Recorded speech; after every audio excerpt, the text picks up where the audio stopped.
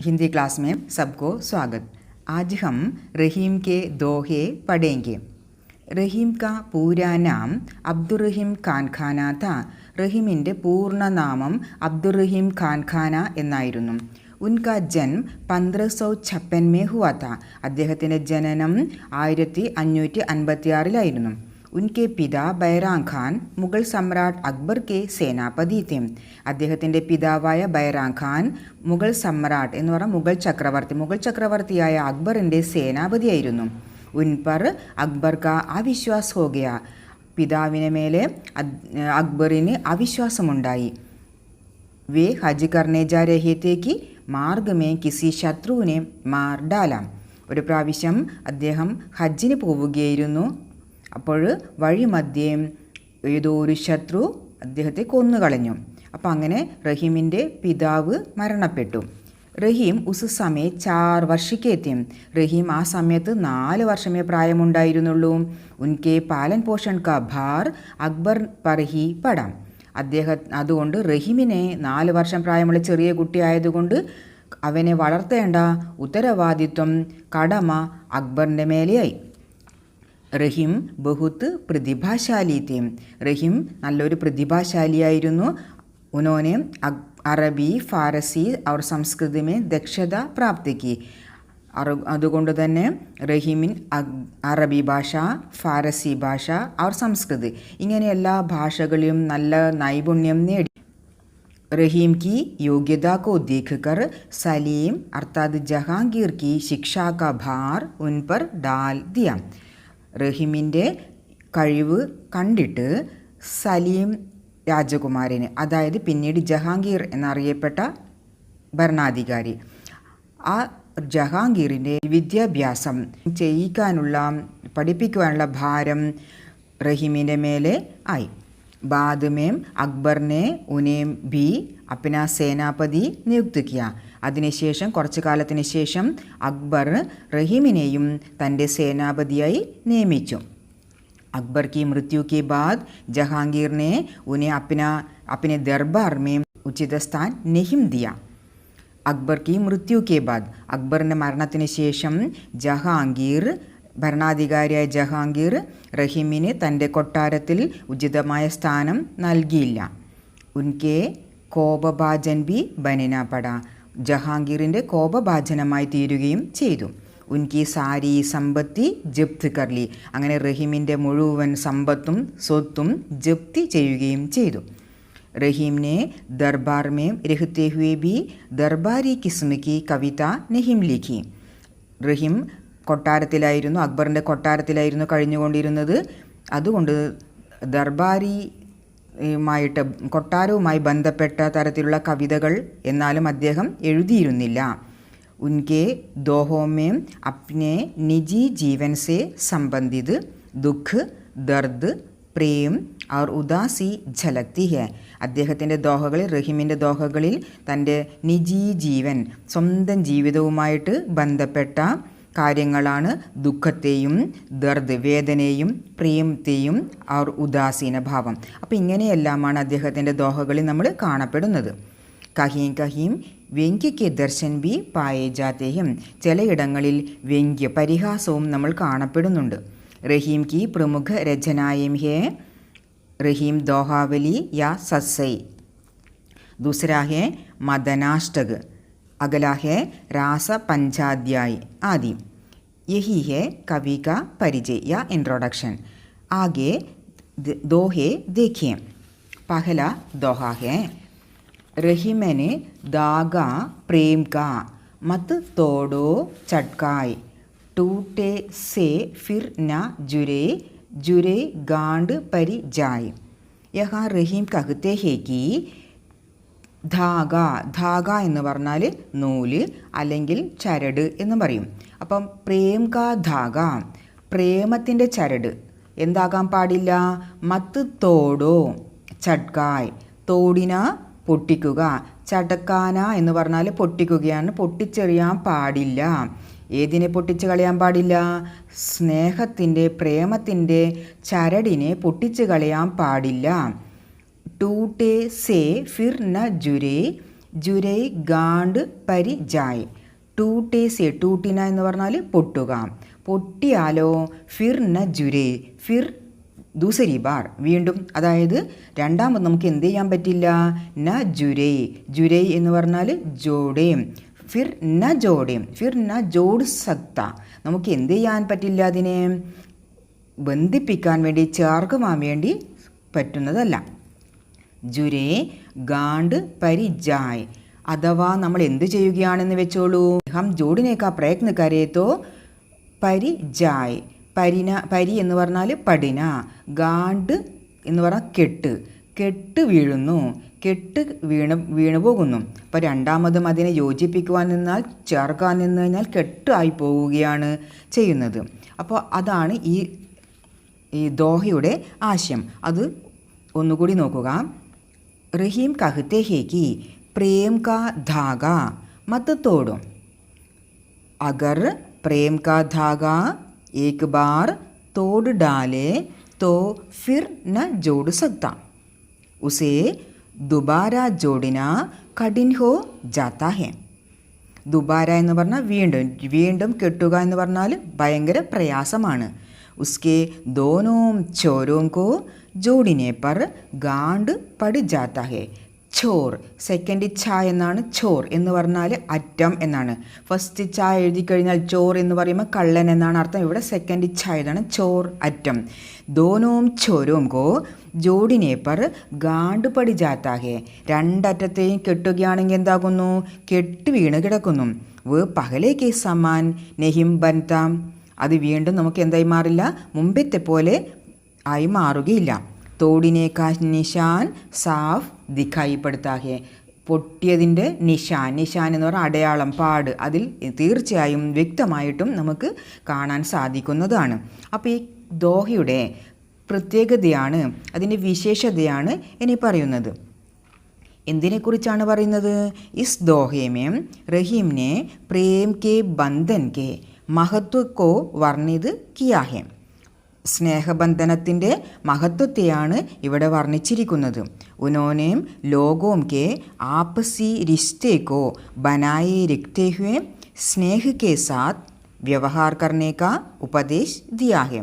അപ്പോൾ റഹീം ഈ ദോഹയിലൂടെ ജനങ്ങളുടെ ആപ്പസി റിശ്ത, റിശ്ത എന്ന് പറഞ്ഞാൽ ബന്ധം എന്നാണ്, പരസ്പര ബന്ധത്തെ നിലനിർത്തിക്കൊണ്ട് സ്നേഹത്തോടുകൂടി പെരുമാറണം എന്നുള്ള ഒരു ഉപദേശമാണ് നമുക്ക് തരുന്നത്. ദൂസര ദോഹ ദേഖിയേ. റഹീമനെ നിജ് മൻ കി വ്യഥ, ബിദ, ബിദ എന്ന് പറഞ്ഞാൽ വ്യഥ എന്നാണ് അർത്ഥം, ദുഃഖം. നിജ് മൻ, നിജ് എന്ന് പറഞ്ഞാൽ അപ്പിന. റഹീം കഹ്തേഹിം, റഹീം എന്ത് പറയുകയാണ്, അപ്പിനെ മൻ കി വ്യഥ को क्या करना है, मन ही രഖ്യോ ഗോയ്. മന്മേം ഹി ഗോയ് എന്ന് പറഞ്ഞാൽ രഹസ്യമായിട്ട്, ഗോപനീയമായിട്ട്, അതായത് ചിപ്പാക്കർ, ഒളിപ്പിച്ചിട്ട് മറ്റാരും കാണാതെ, മന്മേ ഹി രഖ്യോ എങ്ങനെ തന്നെ വെക്കണം, മനസ്സിൽ തന്നെ വെക്കണം എന്ന് ഉപദേശിക്കുകയാണ് ഇവിടെയും. रहीम क्या कहते हैं, रहीम कहते हैं कि हमें अपने मन की व्यथा को मन में ही छिपाकर रखना चाहिए. ഇനി എന്തിനാണ് ഇങ്ങനെ പറഞ്ഞിരിക്കുന്നത് നോക്കാം. സുനി അട്ടിലൈഹി ലോഗ് സബ്. സുനി, സുനി എന്ന് പറഞ്ഞാൽ സുൻകർ, കേട്ടിട്ട്. അട്ടിലൈഹൈ എന്ന് പറഞ്ഞാൽ അട്ടഹാസ് കർണ യാ പരിഹാസ് കർണ. लोग सब, सब लोग क्या करेंगे, हमारे दुख की बातें सुनकर लोग हमारा പരിഹാസ് കരേങ്കെ, നമ്മൾ പരിഹസിക്കുകയാണ് ചെയ്യുക. ബാണ്ടി ന ലേഹൈ കോയ്. ബാണ്ടി എന്ന് പറഞ്ഞാൽ ബാണ്ടിന ഷെയർ ചെയ്യുക.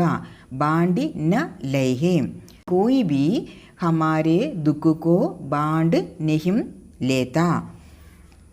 റഹീം ഇസ് ദോഹേ സെ ഹമേ ഉപദേശ് ദേത്തെ ഹെ. നമുക്ക് എന്താണ് ഉപദേശം തരുന്നത് എന്ന് ഒന്നുകൂടി നോക്കാം. ഹമേ അപ്പിനെ മൻ കി വ്യഥാ കോ मन में ही छिपाकर रखना चाहिए, दूसरों से नहीं बांट लेना चाहिए. यदि हम दूसरों से कहें तो वे हमारी बातें सुनकर अंत में हमारा परिहास करेंगे. ഇതിൻ്റെ പ്രത്യേകതയാണ് പറയുന്നത്. ഇസ് ദോഹേ മേ रहीम ने वैयक्तिक दुखों को दूसरों से न बताने का उपदेश दिया है. ഈ ദോഹയിലൂടെ റഹീം പറയുന്നത് ഉപദേശിക്കുന്നത് എന്താ? വൈയക്തിക ദുഃഖം, പേഴ്സണൽ ദുഃഖം. അപ്പം അങ്ങനെയുള്ള നമ്മുടെ വ്യക്തിപരമായ ദുഃഖം, അങ്ങനെയുള്ള വ്യക്തിപരമായ ദുഃഖത്തെ നമ്മൾ മറ്റൊരാളുമായിട്ട് ഷെയർ ചെയ്യാൻ പാടില്ലെന്ന് ഉപദേശിക്കുന്നു. इस नीतिपरक बातों को मीठी व्रजभाषा में अभिव्यक्त किया है. ഈ നീതിപരക്ക് ആയിട്ടുള്ള കാര്യത്തെ കാര്യത്തെ എന്ത് ചെയ്തിരിക്കുകയാണ്? മീഠി വ്രജഭാഷാമേം, മധുരമായ വ്രജഭാഷയിലൂടെയാണ് എക്സ്പ്രസ് ചെയ്ത് പ്രകടിപ്പിച്ചിരിക്കുന്നത്. तीसरा दोहा देखिए. जो रहीम उत्तम प्रकृति का करी सत्कृत कुसंग. जो रहीम उत्तम प्रकृति. रहीम पूछते हैं, क्या पूछते हैं? उत्तम प्रकृति वाले को. उत्तम प्रकृति എന്ന് പറഞ്ഞാൽ നല്ല സ്വഭാവമുള്ളയാൾ. उत्तम प्रकृति वाले को का करी सकत कुसंग. കുസംഗ് ക്യാ കർ സക്താ ഹെ. കുസംഗ് എന്ന് പറഞ്ഞാൽ മോശം കൂട്ടുകെട്ട്.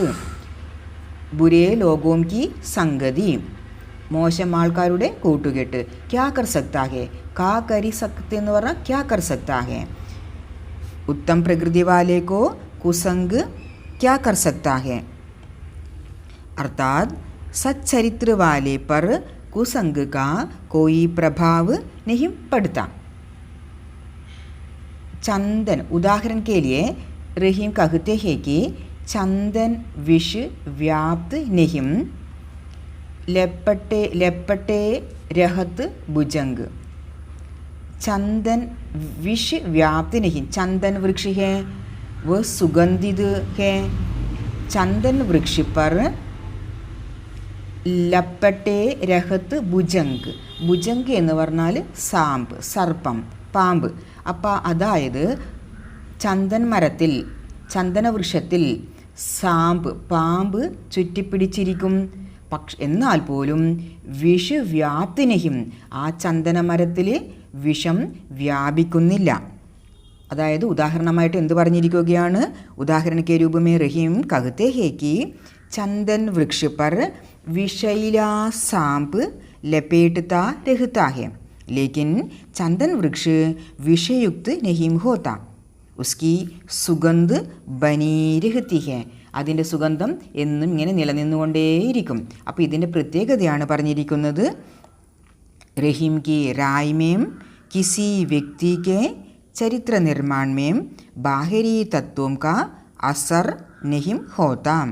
റഹീമിൻ്റെ അഭിപ്രായത്തിൽ, രായ് എന്ന് പറഞ്ഞ അഭിപ്രായം, റഹീമിൻ്റെ അഭിപ്രായത്തിൽ ഏതെങ്കിലും ഒരു വ്യക്തിയുടെ ചരിത്ര നിർമ്മാണം എന്ന് പറഞ്ഞാൽ സ്വഭാവ രൂപീകരണം, സ്വഭാവ രൂപീകരണത്തിൽ ബാഹിരി തത്വം, പുറമേയുള്ള തത്വങ്ങളുടെ ഒരു സ്വാധീനവും ഉണ്ടാകുന്നില്ല. അഗല ദോഹ ദേഖിയം. മാംഗേ ഘടത്ത് റഹീം പദ് കിത്തോ കരോ ബഡ് काम तीनई पद वसुधा करी तौ भावनई नाम. रहीम कहते हैं कि कोई व्यक्ति कितो करो बड़ काम, कितना बड़ा कार्य करने पर भी घड़त रहीम पद. मांगे घड़त रहीम पद. मांगिने पर, സഹായത മാങ്കിനെ പർ ഘടുത്താ ഹെ. ഘടിന എന്ന് പറഞ്ഞാൽ കം ഹോന, കുറയുക. പദ് എന്ന് പറഞ്ഞാൽ പദവി, സ്ഥാനം. അപ്പോൾ ഇവിടെ എന്താണ് റഹീം പറയുന്നത്? कोई व्यक्ति कितना महान कार्य करे तो भी दूसरों से कुछ मांगे तो उसका पद ഘട് ജാതാ ഹെ. നമ്മൾ വലിയൊരു മഹത്തായ കാര്യങ്ങൾ ചെയ്യുന്നു, പക്ഷെ ആ ചെയ്യുമ്പോൾ മറ്റുള്ളവരുടെ സഹായം ആവശ്യപ്പെടുകയാണെങ്കിൽ ആ മഹത്തായ കാര്യത്തിനുള്ള സ്ഥാനം, ആ മഹത്തായ കാര്യം ചെയ്തതിനുള്ള ആ പ്രശസ്തി ഒന്ന് കുറയുന്നു. അതായത് ഉസ്കി മഹിമ കം ഹോ ജാത്തി ഹെ, ആ പ്രവർത്തനത്തിൻ്റെ അതേപോലെ തന്നെ ആ ചെയ്ത ആ വ്യക്തിയുടെയും മഹത്വം ഒന്ന് കുറയുന്നു. ഇനി അടുത്ത വരിയിൽ പറയുകയാണ്, തീനൈ പത് വസുധാ കരി തൗ ഭാവനൈ നാം. തീനൈ പത്, തീനൈ പത് എന്ന് പറഞ്ഞാൽ തീൻ പത് 3 അടി. വസുധ, വസുധ എന്ന് പറഞ്ഞാൽ ഭൂമി. കരി, തൗ, തൗ എന്ന് പറഞ്ഞാൽ ഉസ്ക. ഭാവനൈ എന്ന് പറഞ്ഞാൽ വാമൻ. നാം, ഉസ്ക നാം ഹെ വാമൻ. ആരുടെ പേരാണെന്ന് നമുക്ക് നോക്കാം. उदाहरण के रूप में रहीम कहते हैं कि महाबली के पास आकर 3 पद या 3 पग रखने की भूमि मांगते हुए आए साधु का वेशधारी महाविष्णु क्षण मात्र से बड़ा हो गया और तीसरा पद रखने की भूमि न होने पर महाबली ने अपना सिर झुका दिया. वामन ने महाबली को पाताल में पहुंचा दिया. ഇപ്പോൾ ഓണവുമായി ബന്ധപ്പെട്ട കഥയാണ്. ഇവിടെ എന്തുണ്ടായി? ഒരു പ്രാവശ്യം മഹാബലിയുടെ അടുത്തേക്ക് വന്നതായ സാധുവിൻ്റെ സന്യാസി വേഷം ധരിച്ച് വന്നതായ മഹാവിഷ്ണു. അപ്പോൾ ആ മഹാവിഷ്ണു 3 അടി ഭൂമി ആവശ്യപ്പെട്ടുകൊണ്ട് ചോദിച്ചുകൊണ്ട് വന്നു. അതിന് അനുമതി കൊടുക്കുകയും ചെയ്തു. അപ്പോൾ ആ ഒരു ക്ഷണം മാത്രം കൊണ്ട് തന്നെ എന്താവുകയാണ്? ആ മഹാവിഷ്ണുവിൻ്റെ പാദം വലുതാവുകയും അങ്ങനെ ഒരു ഭൂമിയും അളന്നു, ആകാശവും അളന്നു. മൂന്നാമത്തെ അടി വെക്കുവാനുള്ള സ്ഥലം എവിടെ എന്ന് നോക്കിയപ്പോൾ അപ്പോൾ എന്ത് ചെയ്തു? മഹാബലി തൻ്റെ തല താഴ്ത്തി കൊടുത്തു. വാമനൻ അന്ന് മഹാബലിയെ പാതാളത്തിൽ ചവിട്ടി താഴ്ത്തുകയാണ് ചെയ്തത്. ബഡേ പതുവാലേക്കാ നാം ഹേ വാമൻ. ആ വലിയ പാദത്തോടുകൂടിയുള്ള വ്യക്തിയുടെ പേരാണ് വാമൻ. वामन रूप धारण करने पर महाविष्णु की महिमा घट जाती है. വാമന രൂപത്തിൽ വന്നിരിക്കുന്നതായ മഹാവിഷ്ണുവിൻ്റെ മഹത്വം അവിടെ കുറയുകയാണ്. എന്തുകൊണ്ടെന്നാൽ മഹാവിഷ്ണു വാമന രൂപത്തിൽ വന്നപ്പോൾ ഭൂമിക്ക് വേണ്ടി സഹായം ആവശ്യപ്പെട്ടപ്പോൾ ആ വാമൻ്റെ മഹത്വം കുറയുകയാണ് ഉണ്ടായത്. ഇനി ഇതിൻ്റെ വിശേഷതയാണ്, रहीम के इस नीतिपरक दोहे में दूसरों की सहायता मांगे बिना जीने का ഉപദേശ് देते हैं. അപ്പോൾ ഈ റഹീമിൻ്റെ ഈ നീതിപരക് ദോഹയിലൂടെ മറ്റുള്ളവരുടെ സഹായം ആവശ്യപ്പെടാതെ ജീവിക്കണം എന്നുള്ള ഒരു സന്ദേശമാണ്, ഉപദേശമാണ് നമുക്ക് തരുന്നത്. അഗല ദോഹ. റഹീമനെ ആസുആ നയന ढरी जिय दुख प्रगट करेई जाहि निकारो गेह ते कस न भेद कहि देई. റഹീം कहते हैं ആസുവ, ആസുവ എന്ന് പറഞ്ഞാൽ ആസു കണ്ണുനീർ, ടിയേഴ്സ്. നയൻ അർത്ഥമാണ് ആങ്ക്. ഢരി എന്ന് പറഞ്ഞാൽ ഢുലക്കിന യാ ഉരുണ്ട് വീഴുക. ജിയ എന്ന് പറഞ്ഞാൽ മനസ്സ്, मन का दुख प्रगट करते हैं. हम कैसे मन का दुख प्रकट करते हैं? आँखों से आंसू बहाकर, आंसू निकाल कर हम अपने मन का दुख प्रकट करते हैं. इसलिए रहीम कहते हैं कि आँखों से जब आंसू बहते हैं तब उन आंसुओं से हृदय का दुख प्रकट होता है. लेकिन हमें ऐसा नहीं करना चाहिए. मन का दुख मन में ही छिपाकर रखना उचित है. यदि हम अपने दुख को दूसरों से बताएं तो सुनने वाले हमारी निंदा करेंगे. अगली पंक्ति देखिए. जाहि निकारो गेह ते कस न भेद कहि देई. ജാഹി എന്ന് പറഞ്ഞാൽ ജിസ്കോ, നിക്കാരോ എന്ന് പറഞ്ഞാൽ നിക്കാലിന പുറത്താക്കുക, ഗേഹ് ഘർ വീട്, തേ എന്ന് പറഞ്ഞാൽ സേ ഘർ സേ വീടിൽ നിന്നും, കസ് ന ഭേദ് ഭേദ് എന്ന് പറഞ്ഞാൽ രഹസ്യ, കഹി ദേയ്. അപ്പം എന്തു ചെയ്യുകയാണ്? യഹാ ഹമാരി आंखों से आंसू आंसू बाहर निकालते हैं. दुख के अवसर पर हम इस प्रकार करते हैं. आंसू മൻരൂപി പരിവാർ കെ സദസ്യ കെ സമാൻ ഹെ. കണ്ണുനീർ, ആംസു എന്ന് പറയുന്ന കണ്ണുനീർ, അത് മനസ്സാകുന്ന കുടുംബത്തിലെ ഒരു മെമ്പറിനെ പോലെയാണ്. സദസ്യ എന്ന് പറഞ്ഞ മെമ്പർ.